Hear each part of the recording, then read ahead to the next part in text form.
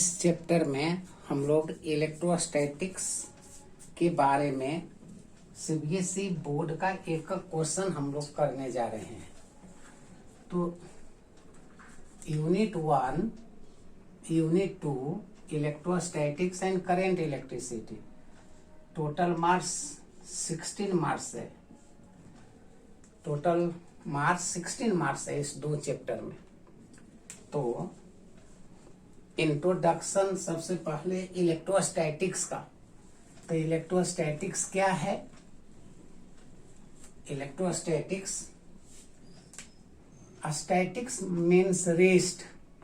तो that branch of physics which deals the rest charge, static charge. क्या introduction हुआ? That branch of physics which deals the rest of charge, जो rest of charge के बारे में discuss करता हो उस दैट इज कॉल्ड इलेक्ट्रोस्टैटिक्स। अब चार्ज जब आया तो चार्ज सबसे पहले स्केलर क्वांटिटी है। स्केलर क्वांटिटी चार्ज दो टाइप का होता है, एक पॉजिटिव चार्ज, अब एक निगेटिव चार्ज। अब है कि पॉजिटिव निगेटिव कैसे होता है ये डिस्कस करने के पहले इसका एसआई यूनिट जान लेते हैं। तो एसआई यूनिट कूलम होता है, सीजीएस यूनिट स्टेट कूलम होता है। जरूरत बोर्ड में नहीं है, चर्चा नहीं कर रहे हैं। अब एसआई यूनिट कूलम डिस्कस किए तो थोड़ा सा मैग्नीट्यूड ऑफ चार्ज भी जान लो। तो magnitude of charge that is या इलेक्ट्रॉन हो या प्रोटॉन हो, कितना हो जाएगा? तो E का वैल्यू 1.6 इंटू 10⁻⁻19 कूलम होगा। ये चार्ज हो गया, मैग्नीट्यूड ऑफ चार्ज। अब पॉजिटिव निगेटिव जानने के पहले थोड़ा सा हम लोग इंट्रोडक्शन एग्जाम्पल देते हैं कि पॉजिटिव निगेटिव कैसे हो जाता है। तो सबसे पहले जैसा कि पढ़े हुए हो, कोई भी एटम इलेक्ट्रिकली न्यूट्रल होता है। जैसे हम एग्जाम्पल देते हैं कंडक्टर का। तो कोई एग्जाम्पल जैसे एल्युमिनियम ले लिए जिसका एटॉमिक नंबर 13 है और ये कंडक्टर है। एल्युमिनियम के बाद एक सिलिकॉन ले लेते हैं, एटॉमिक नंबर 14 है, और एक फास्फोरस ले लेते हैं, एटॉमिक नंबर 15 है। तो ये इंसुलेटर हुआ। लेकिन ये दोनों के बीच वाला जैसा कि ये सेमीकंडक्टर हुआ, सेमीकंडक्टर लास्ट चैप्टर में पढ़ेंगे, ये इसको पढ़ेंगे। लेकिन वो कंडक्टर हो या इंसुलेटर हो, किसी का भी एटम न्यूट्रल होता है। क्यों? क्योंकि पहले से केमिस्ट्री में पढ़े हो कि यदि एल्युमिनियम ले लें, कंडक्टर ले लें, तो 13 प्रोटॉन होगा और 13 इलेक्ट्रॉन होगा। प्रोटॉन प्लस होता है, इलेक्ट्रॉन माइनस होता है। दोनों का मैग्नीट्यूड ऑफ चार्ज इक्वल होता है, तो न्यूट्रल हो गया, जीरो हो गया। जितना प्रोटॉन उतना इलेक्ट्रॉन, दोनों मिलकर न्यूट्रल हो गया। ये कंडक्टर का भी लेते तो भी, बैड कंडक्टर का लेते तो भी, सेमीकंडक्टर का लेते तो भी, कोई भी एटम इलेक्ट्रिकली न्यूट्रल होता है। अब है कि जब न्यूट्रल हो गया तो हम लोग चार्ज करते हैं। तो मेथड्स ऑफ चार्ज पहले से जानते हो। Methods of charging, process of charging. तो हम लोग पहले सबसे पहले फ्रिक्शनल मेथड का बात करते हैं। फ्रिक्शनल, फ्रिक्शन या जिसको रबिंग कहते हो, जैसे कि कम को हेयर में फ्रिक्शन करवाते हो। तो होता क्या है फ्रिक्शन में? जब फ्रिक्शन कराते हैं तो एक अपोजिट नेचर पैदा हो जाता है। जैसे एग्जाम्पल देते हैं कि ग्लास रड को सिल्क के साथ फ्रिक्शन करवाते हो, सिल्क के साथ। तो जब ग्लास रड को सिल्क के साथ फ्रिक्शन करवाओगे, जैसे कंघी को करते हो, तो क्या होगा? ग्लास रड से इलेक्ट्रॉन इस पर चला जाएगा, ये इलेक्ट्रॉन इस पर चला जाएगा, जिसके कारण क्या होगा कि ये पहले जो न्यूट्रल था, अब इलेक्ट्रॉन हटने के कारण ये पॉजिटिव हो गया और ये निगेटिव हो गया। ठीक, और भी एग्जाम्पल जैसे तो जानते हो, जैसे ड्राई हेयर में कम करते हो, ड्राई हेयर में कम करते हो, कंघी को फ्रिक्शन करवाते हो, तो इससे इलेक्ट्रॉन इस पर चला जाता है, इसलिए ये निगेटिव हो जाता है और ये पॉजिटिव हो जाता है। तो हम लोग जो पॉजिटिव और निगेटिव दो तरह का चार्ज होता है वह फ्रिक्शन के कारण कर सकते हैं। और भी मेथड है, कंडक्शन से कर सकते हैं, इंडक्शन से कर सकते हैं। तो मेथड ऑफ चार्जिंग क्या हो गया, एक फ्रिक्शन हो गया। फ्रिक्शन के बाद दूसरा क्या हम लोग ले लेते हैं, तो दूसरा ले लेते हैं कंडक्शन, जिसको कॉन्टेक्ट भी कहते हो। कंडक्शन, कंडक्शन और एक कॉन्टेक्ट, कंडक्शन और एक कॉन्टेक्ट। तो ये भी जानना होगा कि कंडक्शन और कॉन्टेक्ट सिर्फ मेटल में होगा, मतलब कंडक्टर में होगा, या इंडक्शन भी, इंडक्शन किस में होगा, तो कंडक्शन। तो मेथड्स ऑफ चार्जिंग 3 टाइप का हो गया। एक हो गया फ्रिक्शन, जो फ्रिक्शन किस में होगा, बैड कंडक्टर में। फ्रिक्शन किस में करवाते हैं, जैसा कि एग्जांपल देख रहे हो, सब बैड कंडक्टर है, मतलब ये इंसुलेटर के लिए एप्लीकेबल है। इंसुलेटर में कंडक्शन नहीं कर सकते हैं। और कंडक्शन या इंडक्शन मेटल में होगा। मेटल या कंडक्टर को जब पॉजिटिव या निगेटिव करना होगा तो क्या करेंगे, मेटल को पॉजिटिव या निगेटिव बनाने के लिए कंडक्शन और इंडक्शन करेंगे। इसका मीनिंग ये समझाए कि यदि बैड कंडक्टर है तो सिर्फ फ्रिक्शन से ही हम लोग उसको पॉजिटिव या निगेटिव कर सकते हैं, और कंडक्शन या इंसुलेटर इंडक्शन से हम लोग मेटल में पॉजिटिव या निगेटिव कर सकते हैं। जैसा एग्जांपल थोड़ा सा दे रहे हैं इंडक्शन का, तो इंडक्शन में कांटेक्ट नहीं होता है। जैसा कि ये डिस्कस करते हैं, मान लो कि ये पॉजिटिव ले गए, ये पॉजिटिव ले गए, और ये मेटल है, ये मेटालिक स्फीयर है जो पहले न्यूट्रल था। ये पहले न्यूट्रल था, ये मान लो कि पहले न्यूट्रल था, ये मेटालिक, ये न्यूट्रल है। अब ये न्यूट्रल था, ये पहले कोई भी इसमें चार्ज नहीं था। अब जैसे यहाँ पर ले गए तो इस पॉजिटिव के कारण यहाँ इंडक्शन हो जाएगा। तो चूंकि चार्ज कंजर्व रहता है, इसलिए जितना माइनस हुआ उतना प्लस भी हो गया। हम यदि इसको और आगे ऐसे समझाते हैं, यदि इसी को अर्थिंग कर दे, अर्थिंग कर दे, ये इंडक्शन हुआ, ये प्लस था जिसके कारण यहाँ माइनस हुआ था और इधर प्लस हुआ था, इसको अर्थिंग कर दे, ये अर्थिंग का सिंबल है, तो प्लस अर्थ में चला जाएगा एंड सो ऑन। अब ये निगेटिव चार्ज रह गया, यदि यहाँ माइनस रखते तो इधर प्लस होता और पॉजिटिव चार्ज भी कर सकते थे। तो ये मेथड ऑफ चार्जिंग हुआ जिसके मदद से हम लोग पॉजिटिव निगेटिव कर सकते थे। अब हम लोग पढ़ते हैं चार्ज का बारे में, प्रॉपर्टीज ऑफ चार्ज, जो पहले से जानते हो, छोटा छोटा भी टॉपिक हम लोग पढ़ते चलते। प्रॉपर्टीज ऑफ चार्ज, तो प्रॉपर्टीज क्या हो गया, तो प्रॉपर्टीज हो गया क्वांटाइजेशन, क्वांटाइजेशन, दूसरा बोलो क्वांटाइजेशन, एडिटिविटी, मतलब चार्ज का नेचर क्या होगा, एडिशन होगा। चार्ज का नेचर एडिटिव इन नेचर होता है, एडिटिविटी, एंड तीसरा हो गया conservation of charge.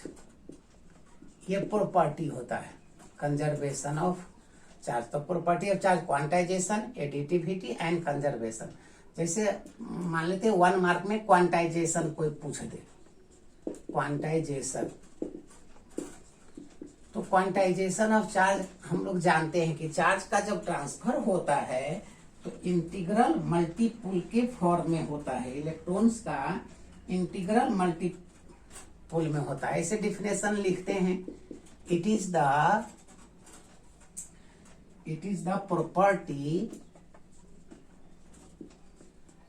property by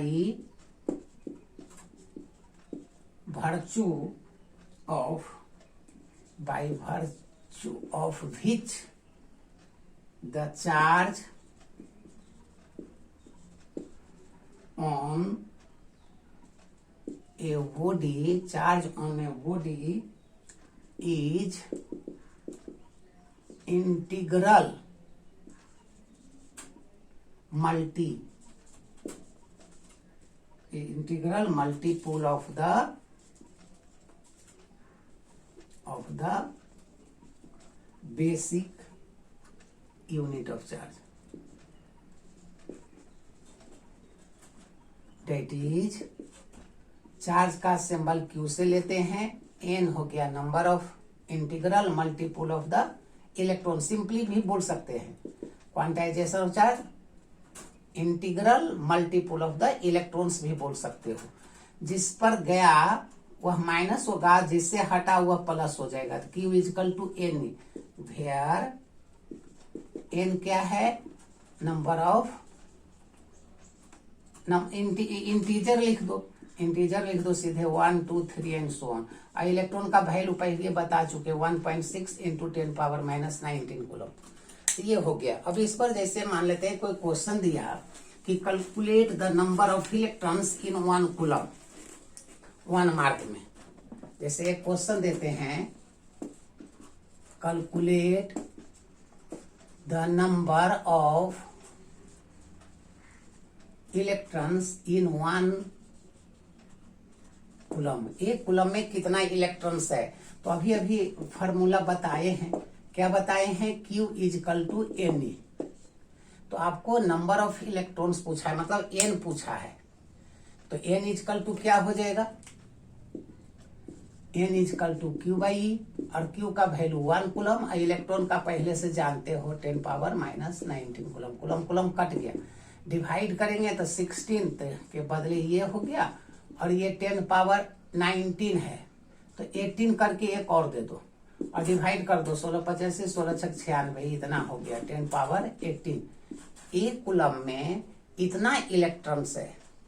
मान लेते हैं सेम क्वेश्चन देते हैं, कैलकुलेट, दूसरा question, calculate the number of electrons in 36 gram of water कोई पूछ दे, तो क्या होगा? फार्मूला तो यही होगा, लेकिन मोल कंसेप्ट आता है तो पहले मोल निकाल दो, और मोल नहीं आता है तो हम जैसा सिखा रहे हैं उस तरह से अपना बनाओगे।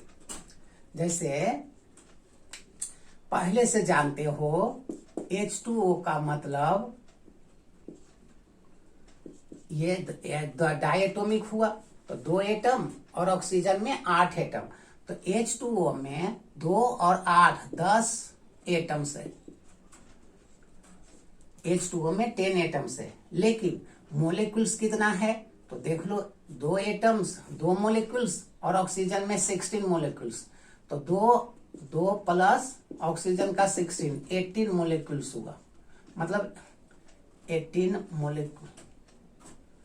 इसका मतलब जरा सा रुकना, 2 मोलिक्यूल्स इसका और 18 इसका, तो 16 और प्लस 2 18, मतलब 1 मोल इजकल टू 18 ग्राम। 2 ग्राम और 16 ग्राम, थोड़ा सुधार लेना, 2 ग्राम और ऑक्सीजन का 16 ग्राम, तो 18 ग्राम का मतलब 1 मोल। इसी को केमिस्ट्री में 1 मोल कहते हो।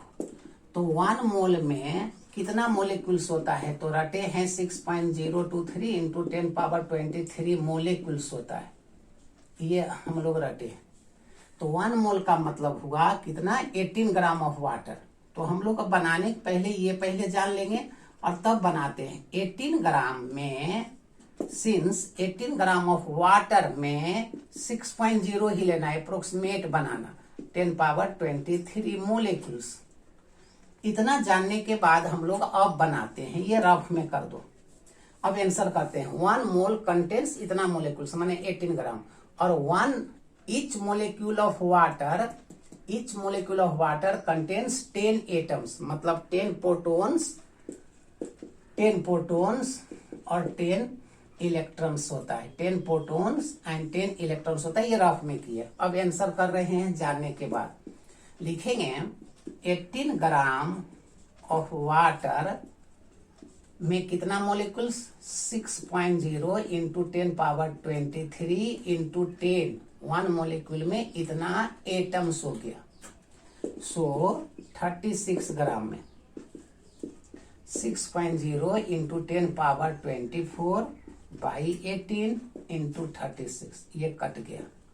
सो 6 दूना 12 इंटू 10⁻24 इलेक्ट्रॉन्स, इतना इलेक्ट्रॉन्स हो गया। यदि चार्ज पूछेगा तो इलेक्ट्रॉन का वैल्यू रखकर उतना कूलम आंसर कर दोगे। इस तरह से 1 मार्क का भी हम लोग क्वेश्चन, इसमें ये 1 मार्क और 2 मार्क्स का न्यूमेरिकल्स हो गया।